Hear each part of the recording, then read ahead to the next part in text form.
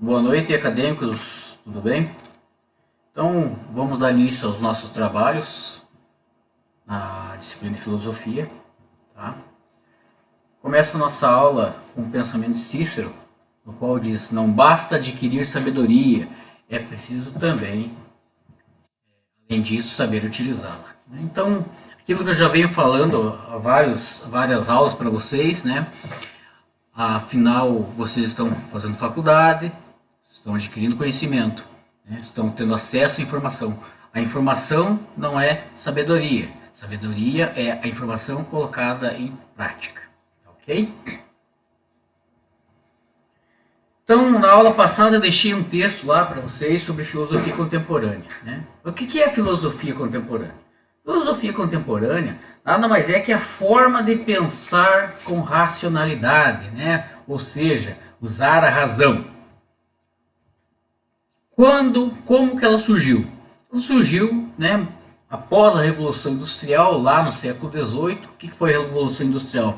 Foi a mudança, né, da manufatura para a maquinofatura, ou seja, passaram a surgir no mundo máquinas a vapor, que mudou completamente a estrutura trabalhista, a maneira de produção do mundo todo.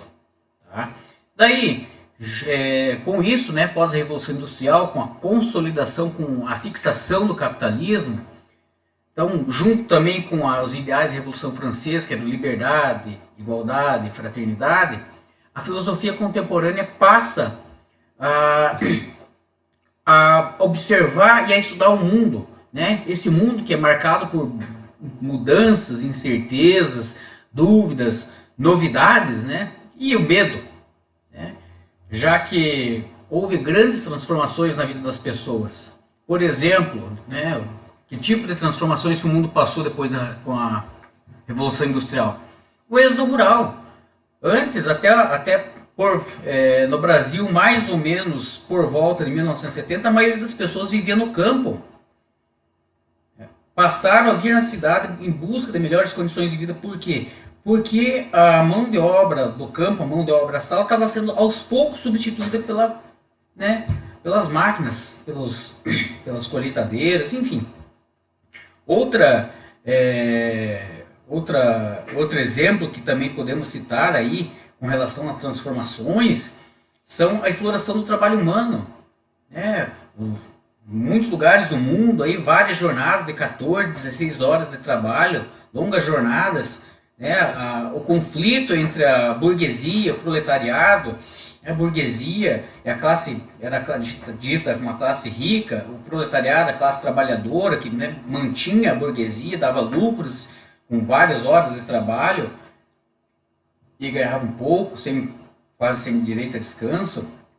Então, o nascimento também de movimentos sociais, as primeiras lutas feministas pelo direito ao voto, o desenvolvimento de mais ciências. Logo no início do século XX, nós passamos por duas grandes guerras, a Guerra Fria, a Primeira Guerra Mundial, a Segunda Guerra Mundial, seguido da Guerra Fria, né, aquela corrida armamentista, e por fim, né, o surgimento de aparelhos eletrônicos. Então, tudo isso, esse mundo contemporâneo, esse mundo que foi marcado por dúvidas, medos, transformações, vem a ser objeto de estudo da filosofia contemporânea. Tudo isso após a Revolução Industrial. E ela chegou, a filosofia contemporânea, ela chega para consolidar o que a gente chama de consciência de classe. Ou seja, a gente não passa a olhar tão somente um indivíduo, mas o coletivo. Tá? Alguns temas abordados dentro da filosofia contemporânea, dentre tantos, né? A desigualdade social e os impactos que causa na sociedade, na vida do ser humano, a péssima distribuição de renda, degradação ambiental, tudo isso, né, dentre outros assuntos, nós podemos citar como objeto de estudo da filosofia contemporânea. O coletivo, né, vários filósofos aí em busca de tentar compreender essa relação entre o homem e a sociedade como um todo. Por exemplo, né, quais seriam os impactos, né, da má distribuição de renda e a desigualdade social na vida de uma pessoa, na vida de um coletivo, na vida de um país. Isso acaba se tornando um objeto de estudo muito grande, entre outras tantas coisas, né, que a filosofia contemporânea vai estudar. Ok? Então, só uma revisãozinha com relação ao que foi passado na aula passada. Okay? Dando continuidade, então, aqui temos alguns autores da filosofia contemporânea, né? Auguste Comte, Comte com M, viu, gente? Não foi escrito errado, não. Ele foi um precursor do pensamento positivista e da sociologia, fundador da escola positivista de filosofia. Comte pauta suas ideias no desenvolvimento de uma ciência inspirada no progresso científico, veja. Então, ele não vem, ele vai tentar estudar, o objeto de estudo é o progresso científico, com apresentação de dados. Friedrich Hegel, um dos maiores expoentes também do idealismo cultural alemão, ele usa a dialética, o debate, né, que define como um movimento da realidade que deve ser aplicado ao pensamento. Então, a forma dele estudar a filosofia, dele debater as suas ideias, é através do debate, da dialética. Schopenhauer, Arthur Schopenhauer, Schopenhauer, esse cara é complicado de entender. Crítico das obras de Hegel, o alemão constrói sua teoria baseada no pensamento kantiano, né, de Immanuel Kant, que afirma que a essência do mundo seria resultado da vontade de viver de cada pessoa. Schopenhauer vê o mundo, né, ele diz que o mundo é criado a partir de várias ideias de representações. É bem complicado as ideias dessa compreensão. Gente, dando continuidade, então, vamos falar um pouquinho sobre a teoria do conhecimento. Lembra que eu falei na aula passada, né, que com a chegada da filosofia moderna e da filosofia contemporânea, né, deixou-se de lado um pouco aquela filosofia religiosa e passaram a surgir novas ciências. Então, todo conhecimento hoje, né, tem uma forma de você compreender esse conhecimento. Segundo o dicionário, conhecimento é o ato ou o efeito de conhecer. A teoria do conhecimento, ou como muitos estudiosos chamam de gnosiologia, é uma área da filosofia voltada, né, para a compreensão da origem, da natureza, da forma que torna possível o ato de conhecer. Tá? Gnosiologia, né, está relacionado com o ato de conhecer a partir da relação de dois elementos. O sujeito, que nada mais é que aquele que conhece, e o objeto, aquilo que pode ser conhecido. Então, partindo dessa relação, é possível conhecer algo e estabelecer algumas formas diferentes para o conhecimento. Diversas são essas possibilidades de a gente entender o que é o conhecimento, de explicar algum fenômeno. A própria filosofia nasceu da necessidade de buscar algo diferente para poder compreender o mundo. Eles tentaram colocar, eles não sabiam o que acontecia, tentaram criar uma história para satisfazer essa curiosidade do ser humano de entender a sua realidade. Tá? Então a filosofia nasceu disso, uma curiosidade de poder explicar, compreender o que é o mundo à sua volta. Então, dentro dos tipos de conhecimento, né, nós temos aí 5 formas de conhecer-se, né, 5 formas de conhecimento. Seria a mitologia, o senso comum, a filosofia, a ciência e a religião. O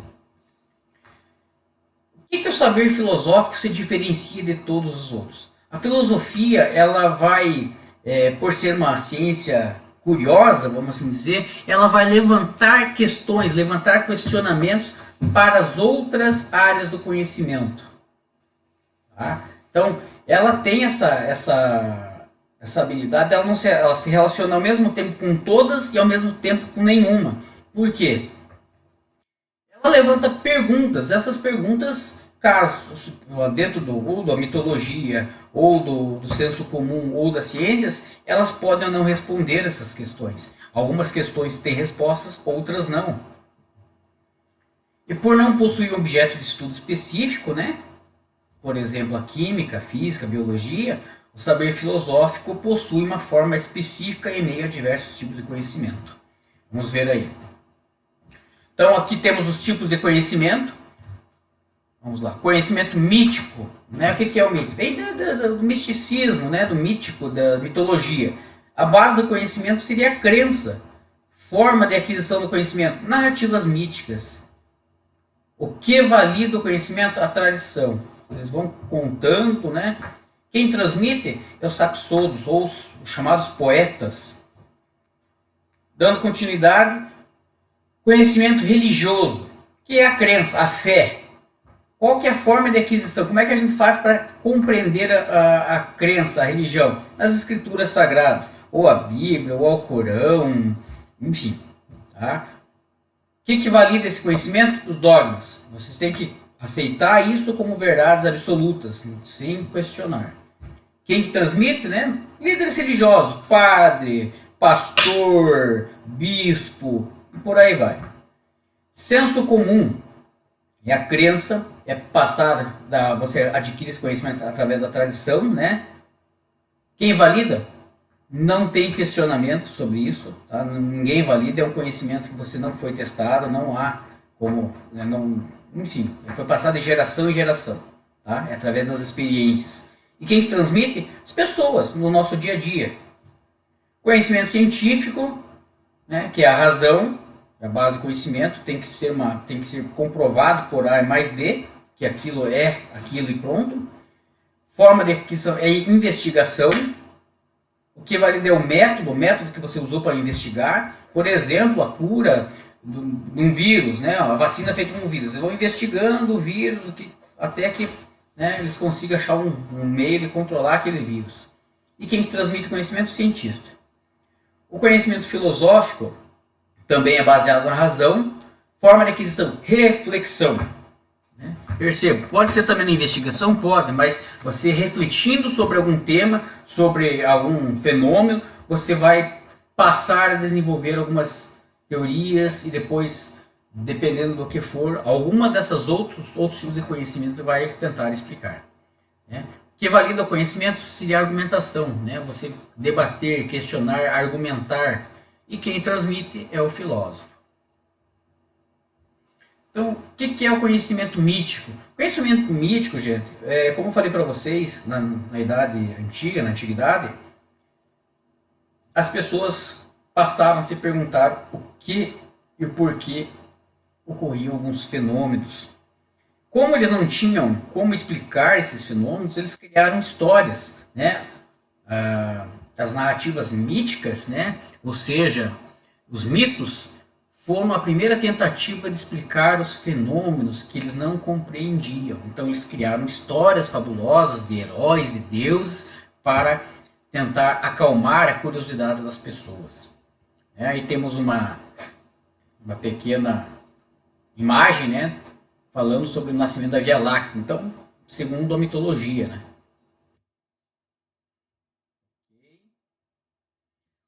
Conhecimento religioso. O conhecimento religioso, ele partilha, né? Partilha com o tipo de conhecimento objetivo. Ele tenta explicar a criação do universo, né? De todas as coisas, a partir da ideia de que um ser divino criou tudo e nos deu o livre-arbítrio e a forma de evoluir, né? Geralmente, o conhecimento religioso, que a base dele é a fé, ele é tido como um salto no escuro. Você acredita sem ter qualquer comprovação científica.